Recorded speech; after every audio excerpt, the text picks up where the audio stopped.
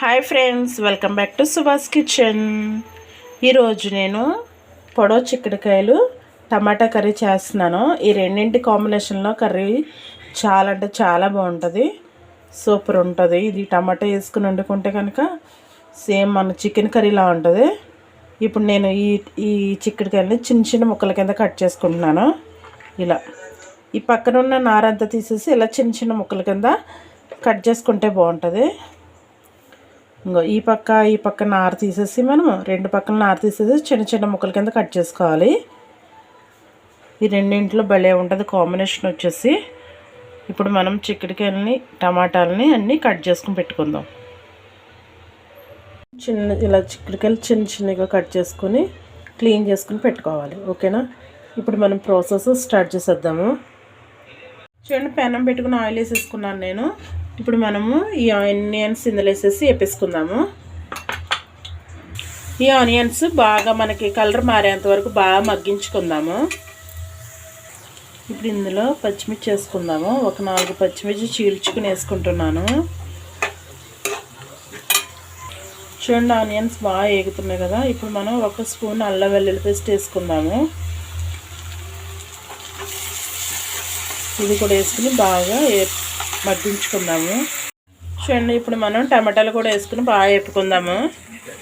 ఇవన్నీ బాగా టమాటా వేసి బాగా మగ్గించుకుందాము. మనకి టమాటాలు కూడా మగ్గిపోయాయి కదా. ఇప్పుడు మనం చిక్కుడుకాయలు వేసేసుకుందాము. చిక్కుడుకాయలు వేసి మగ్గించుకుంటే మనకి ఆ పచ్చివాసన పోద్ది. చిక్కుడుకాయలు పచ్చివాసన కూడా వాటర్ వేయకుండా ఒక 5 నిమిషాల పాటు మూత పెట్టి మగ్గించుకుంటే వాసన పోయి కర్రీ అనేది కమ్మగా ఉంటుంది. ఒక 5 నిమిషాలు మొత్తం అంతా ఒకసారి కలిపేసి ఒక 5 నిమిషాలు మూత పెట్టి మగ్గించుకుందాము. ఓకేనా, చూడండి మనకు అన్నీ మగ్గిపోయాయి. ఇప్పుడు మసాలాలు వేసుకుందాం. ఇప్పుడు ఇందులో 1 స్పూను ధనియాలు జీలకర్ర పౌడరు, అలాగే ఒక 1/2 స్పూన్ వచ్చేసి గరం మసాలా,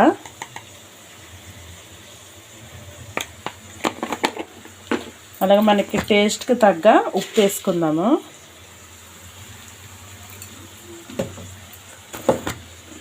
అలాగే ఫైనల్లీ కారం.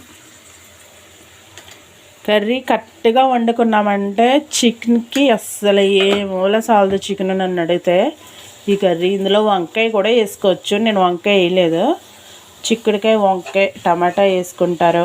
ఇలా చిక్కుడుకాయ టమాటా వండుకుంటారు. ఈ చిక్కుడుకాయకి మెయిన్ వచ్చేసి టమాటా కాంబినేషన్ అయితేనే సూపర్ ఉంటుంది. ఇది మనకి లంచ్ రైస్లో కానీ రోటీస్కి, చపాతీకి, పరోటా భలే ఉంటుంది కర్రీ. కరెక్ట్గా మసాలాలన్నీ వేసుకుని బాగా వండుకుంటే భలే టేస్ట్ ఉంటుంది ఈ కర్రీ.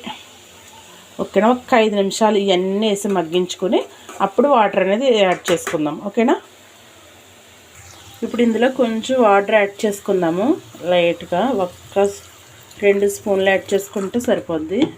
ఇప్పుడు మొత్తం అంతా బాగా కలిపేసుకుని మూత పెట్టేసుకుని ఒక 10-15 నిమిషాలు అలా వదిలేసామంటే మనకి కర్రీ అనేది రెడీ అయిపోద్ది. ఓకేనా, చూడండి మనకు ఫైనల్లీ కర్రీ రెడీ అయిపోయింది. అలాగే చపాతీ కూడా రెడీ అయిపోయింది. ఇప్పుడు కర్రీ టేస్ట్ ఎలాగుందో చూసేద్దాము. ఓకేనా, ఇప్పుడు టేస్ట్ అయితే చూసేద్దాము. చపాతీకి ఎలాగుందో, రైస్కి ఎలాగుందో. చపాతీ సూపర్ ఉంది. రైస్ కూడా చూద్దాము.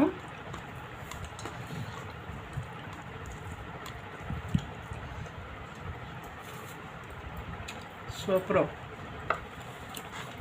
ఈ కర్రీ రైస్ కానీ చపాతీ కానీ సూపర్గా ఉంటుంది. ఒకసారి మీరు కూడా ట్రై చేసేయండి. ఓకేనా, వీడియో నచ్చితే లైక్ చేయండి, షేర్ చేయండి, మా ఛానల్ని సబ్స్క్రైబ్ చేసుకోండి. ఓకేనా, థ్యాంక్ యూ ఫర్ వాచింగ్.